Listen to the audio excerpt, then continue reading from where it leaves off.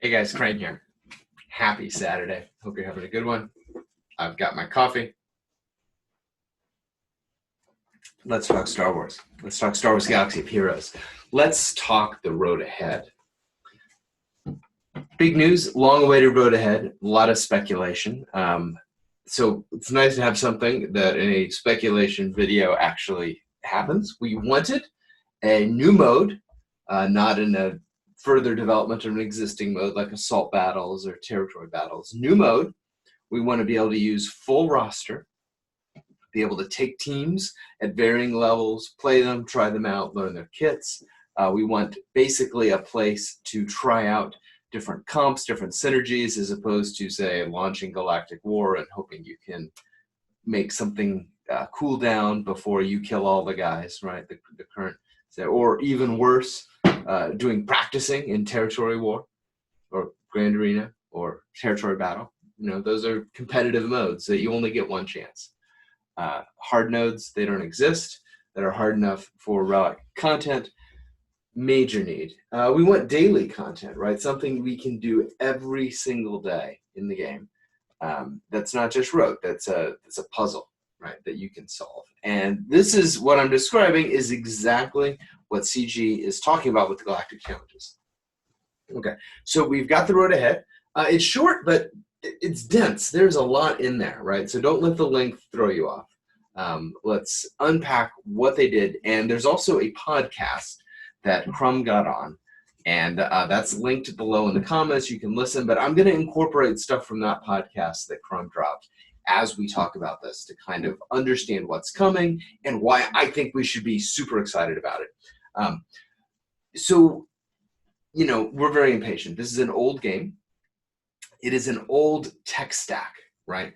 The problem is that if you were on an old tech stack, it is very difficult to deliver content that looks new and fresh because your tech stack was built before that content was even possible to generate. This is a total problem in games. And I think a big question that I have had over the last few months is, okay, are they going to reinvest in redoing the engine, right, so they can actually make it look like a modern game? Or are they going to do the new engine on the side and make everybody start Galaxy of Heroes 2? Maybe you get a credit for every relic character or something you bring over. This has been an open question. And I think with Jedi Luke, there was a lot of, oh no, the game is ending that happened. And a lot of that angst was about, are they wrapping up shop? If what they're saying is correct, there are two major upgrades in the works that should allow this game to continue for years. Number one is they're working on a Unity engine upgrade. This is huge. This touches everything, but this will allow them to continue to push the limits of models, better animations, better graphic effects in game. This is exactly what they needed to do, and it's not something you do if the game is about to close up shop. In conjunction, it sounds like they've split the team into two tracks right now. One team working on Galactic challenges, which gives us something to do every day, and the other on to doing the engine upgrades so they can continue to make the content pipelines for great new content look better. This is good news. The Galactic challenges. Crumb says that if it's in the road ahead, it was coming in the next quarter roughly, right? Not committing to a date. They don't even have the UI nailed down, so they didn't want to go ahead and pre-post kind of screenshots that would show what it's looking, but it seems like it's coming this quarter, right? So we are in the end of June. I think August is a good bet for when we'll actually be playing with this. And it sounds like the tools they have are going to allow them to roll out basically parameterized content where they will be able to take an event, specify what they want the units to be, the environment to be, and still be able to have a really interesting assault battle-like challenge with kind of some puzzle that you have to solve. Here are the buffs. Here are the environmental things to take advantage of. Here are the right tunes to use that can allow us to problem solve these levels. But it scales. So if you have a set of, say, G11 Phoenix that you want to play with, you could maybe do an earlier tier. of the challenge with that Phoenix team, right? So the whole like, oh, if it's not Relic, it's useless. I think this is a real chance to play with some of those interesting teams and try out some new synergies before waiting till they're all Relic. That was a really big issue with me playing with Vader, trying to find what are some good teams I can do while he's just G12. This would be a fabulous place to play with that. It seems like they're not committing to how you unlock it yet. It seems like some combo of daily activities, and then maybe after you've made it accessible a certain number of times, it's already there. That's cool.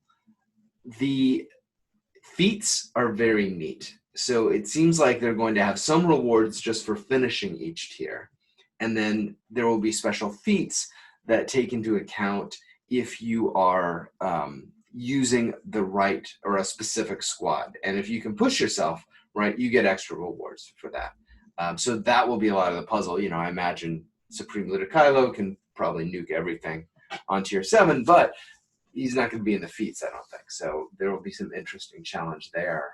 And, you know, I think one of the weird things about Grand Arena that I don't think worked for CG from a monetization perspective was the fact that if you upgrade your team for Grand Arena, because of the way they built the matchmaking, you are going to immediately scale your opponents as well. And it actually discourages interesting upgrades, right? Because if you invest your relics on a, you know, the 100th best tune in the game, you're going to have to beat people who invested those same relics on the 20th best tune in the game, right? Based on the way matchmaking does.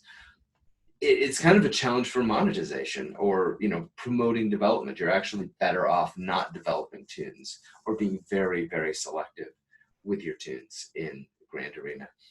This solves that problem. I think you're going to have a ton of roster development pressure, a ton of daily reward from that development. This is great, guys. One of the things that's very cool are these modifiers that the enemy modifier, player modifier, and environmental modifier. These seem like the assault battle buffs, but kind of just expanded. They tried to do this in Territory War, remember? And nobody liked it because we were all like, hey, this is a competitive mode. Don't like add some weird stuff into it that, you know, you don't get a do-over. This gives us do-overs. You can play with it. You can perfect it. I'm excited. This is going to be great. Hold your horses. It's going to take some time to develop. Let's relax, get excited about it though, and see what's coming. My thought is that, you know, if we look back 6 months from now, most of our in-game time is going to be spent in this mode. So it's very exciting that they're doing it. It's very exciting that they've thought it out. I think it solves the sandbox problem. I think it solves the what do I do with this big roster problem. And it's going to be fun. So, you know, it's not as much as we wanted. I think we wanted it to, say, be launching next week with all the information. But past that, I think if you step back from that disappointment of we're not going to play it next week and be like, no, we're not, right? We're not going to play it next week. I've got a territory battle next week. Let's do that. What we have is a very bright future for the game in terms of commitment, in terms of resources, in terms of graphic upgrades. And I think we can put the idea that the game itself is going to be shelved for version 2 or that they've really put it into pure maintenance mode, it doesn't sound like that to me. And, you know, it hasn't sounded like that all the other times that we've thought about it. So, you know, I think it's a way of letting out frustration, but I just don't think it's accurate in terms of really capturing the state of what's going on. So I can't wait to play this game with you guys. It's going to be a great new mode, and I hope you have an awesome week. And I'm hoping to drop some interesting content about farming velocity this week. So stay tuned, like and subscribe. You can forward it to anybody who you think this would be helpful to. Guys, be well, stay safe, be excellent to each other.